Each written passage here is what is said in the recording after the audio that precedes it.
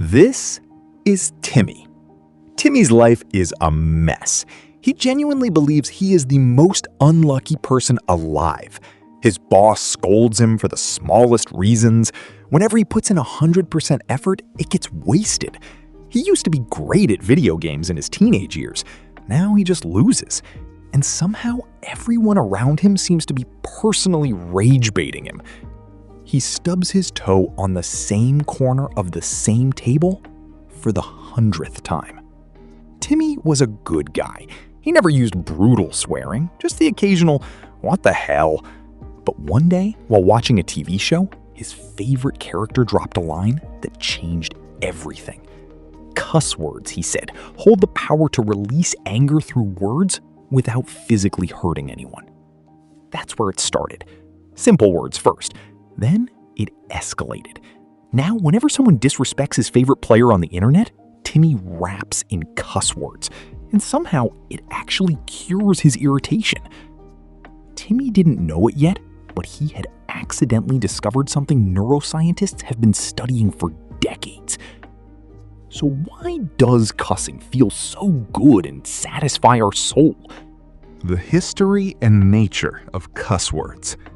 To understand this, we need to know the nature and history of cuss words.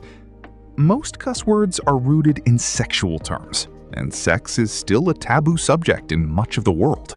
We don't discuss it freely even today, which already creates strong emotional weight around those words. The exact origin of modern bad words is hard to pinpoint, but they were derived from different languages across centuries. Your favorite one, the F word, likely formed from the Indo-European term pake, meaning to prick. The first recorded use of the modern F-bomb was in a Scottish poem in 1503, though people were definitely stubbing their toes on tables way before that. Most of the rough words we use today were derived from German. When Norman French conquered Anglo-Saxon England, the French-speaking elites avoided common germ words. Those words, used by the working classes, were considered vulgar and uncivilized. That discrimination and contempt for the language is exactly what gave those words their power, and eventually evolved into the words you use today to successfully curse the kid who just beat you in a game. So the nature of cuss words is this. They are the criminals who never committed any crimes but always received the punishment. Carved into our conscience since childhood as the worst, most uncivilized, dirtiest things imaginable. Religious people consider them sins. Society treats them as weapons. That history creates a massive psychological storm around these words, which is exactly why your brain reacts so intensely when you say them. But Timmy doesn't care about history. Timmy just wants to know why saying them feels like taking off a backpack of rocks. Think of it like a bottle cap. Heat a plastic bottle from the bottom with the cap on, and all that pressure builds up inside until the bottle explodes. But open the cap, the pressure simply escapes. That's exactly what happens when we get angry. We fill up with rage and pressure, suffocating inside until it leaks out somewhere eventually. But a cuss word opens the cap instantly. Because those words are stored in a completely separate pouch in your brain from regular words.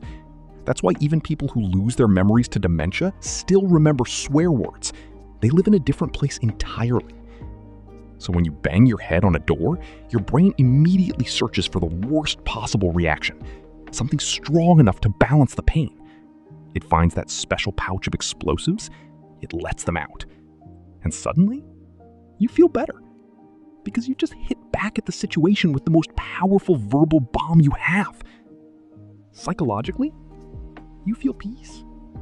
Now here's why it feels like winning when you cuss someone out in an argument.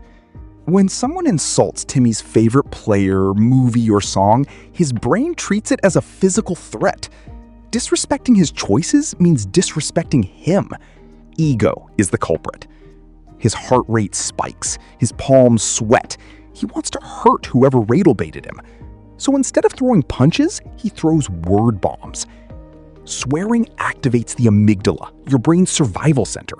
It floods your system with adrenaline. Those hard, sharp consonants in cuss words actually function like acoustic weapons. They hit differently from soft words. When Timmy drops that verbal bomb, his brain genuinely registers it as a victory. Yeah, he's destroyed, baby. Instant dopamine. Like he achieved something real. It's basic human behavior. When someone hurts you physically or emotionally, you want to give it back. Physical retaliation would get you arrested or beaten, so the brain found a loophole. Hurt them emotionally with the heaviest words available. The emotional impact matches physical impact close enough that the brain accepts it as a win. And the reaction from people when you cuss, the shock, the anger, the hurt, gives you that feeling of superiority. Their reaction confirms your words landed, and that confirmation is deeply satisfying. Timmy didn't just feel better, Timmy felt powerful, and that feeling is older than language itself. Timmy still stubs his toe on that same table, but now he chooses his words wisely. Because Timmy realized something. Using cuss words too frequently loosens their power. They become normal. People start to expect them from you. There's no mystery, no weight, no impact anymore. The bomb becomes a firecracker. So Timmy replaced everyday cussing with strong, poetic, hard-hitting words for regular situations and saved the real explosives for special occasions only, where they actually detonate. So are we clear now? The nature of cuss words is rooted in disrespect, discrimination, taboo, and mostly derived from sexual terms, which make them feel awkward and intense to say. Because of that taboo weight, they create a special explosive feeling in the brain. In frustration or anger, saying them releases pressure because those words carry the weight of generations of shame. In fights, they emotionally land like physical blows, which is why they feel relieving and satisfying.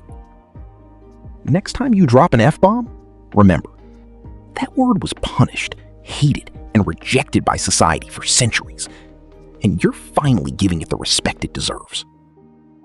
That's all for today. Go throw an F-bomb at the like and subscribe button. You can handle it.